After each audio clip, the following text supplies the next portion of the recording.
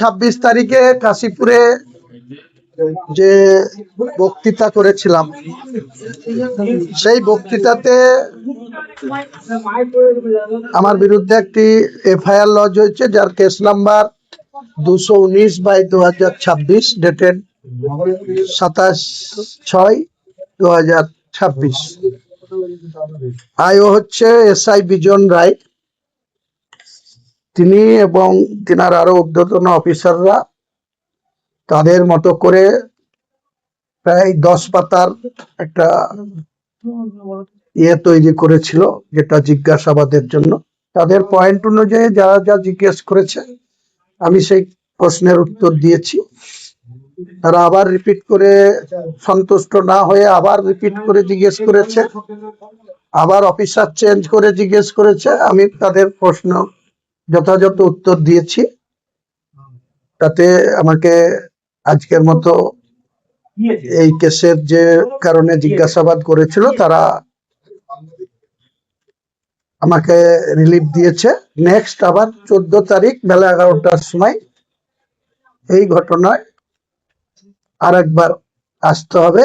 সেই ব্যাপারে আমাকে আরেকটা নোটিশ রিসিভ করেছে, আমি নোটিশ নিয়ে চলে এসেছি। আজকে পুলিশের ব্যবহারে কি আপনি সন্তুষ্ট? পুলিশের ব্যক্তিগত তাদের যা ডিউটি, তাদের সুপিরিয়র অফিসারদের যে নির্দেশ, তারা সেটা পালন করেছে। সেখানে পুরো ভিডিও রেকর্ডিং করে আমাকে জিজ্ঞাসাবাদ করেছে। তাদের অফিসারদের প্রশ্নমালা যা ছিল তার উত্তর আমি দিয়েছি। তাতে আমার সঙ্গে তো কারো পার্সোনাল রিলেশন করার জন্য ওখানে যাইনি। আমি 4 ঘন্টা থেকেছি। আমাকে যা যা প্রশ্ন করেছে আমি তার উত্তর দিয়েছি যথাযথ। অফিসার চেঞ্জ করে করে প্রশ্ন করেছে, আমি তার যথাযথ উত্তর দিয়েছি। এটুকুই বলি। না, আইও আর আরেকজন অফিসার।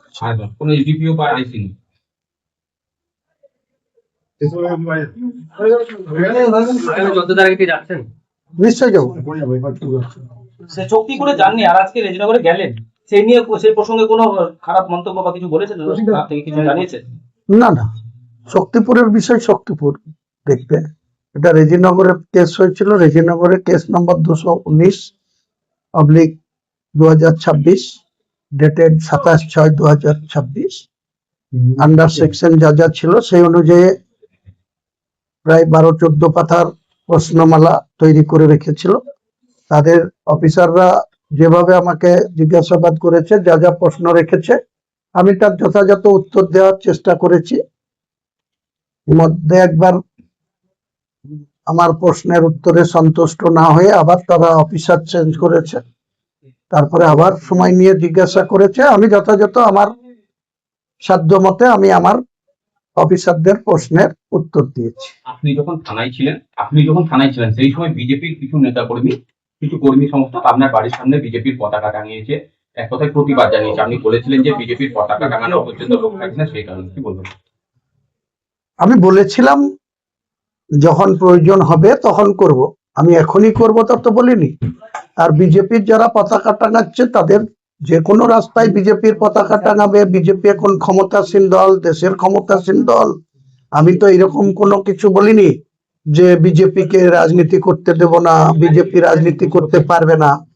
আমাকে 26 তারিখে বিকেল 5:50 মাইক ধরেছি। 6:28 পর্যন্ত আমি যে পিস রেখেছি তার যথেষ্টই কারণ ছিল।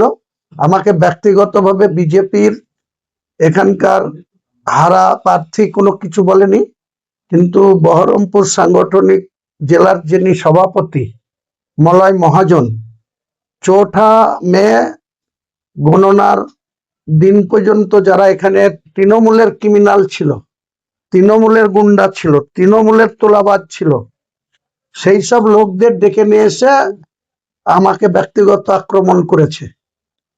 বিজেপির নেতা হয়ে গেছে মানে সে আইনের ঊর্ধ্বে না। আমিও যেমন আইনের ঊর্ধ্বে না, তেমনি বিজেপির নেতা সরকার চলে এসছে মানে সরকারের বিজেপির লোকরা আমার মাথা কেটে নেবে আর আমি মাথা পেতে দেবো, এটা না। ভারতের সংবিধান সেটা বলে না। তো তাদের আচরণটা এরকম দেখেছি, তাই বলেছি। আমিও যেমন আচরণ সংযত করব, সংযত থাকবে, পাশাপাশি যারা শাসকে এসছে তাদেরকেও সংযত আচরণ করতে হবে, মানুষের জন্য কাজ করতে হবে। এই জেলার উন্নয়ন অনেক পেন্ডিং আছে। রেজিনগর শিল্প তালুক থেকে শুরু করে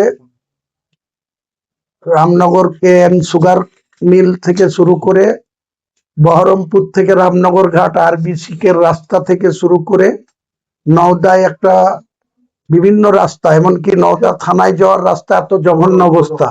তাছাড়া ত্রিমোহিনী থেকে দুধসর রাস্তা মানুষ চলাচলের উপযুক্ত না। সেগুলাকে আমি লিখিতভাবে মাননীয় মুখ্যমন্ত্রীর কাছে মালদার প্রশাসনিক মিটিং এও ডাক পেয়েছিলাম, সেখানেও দিয়েছি।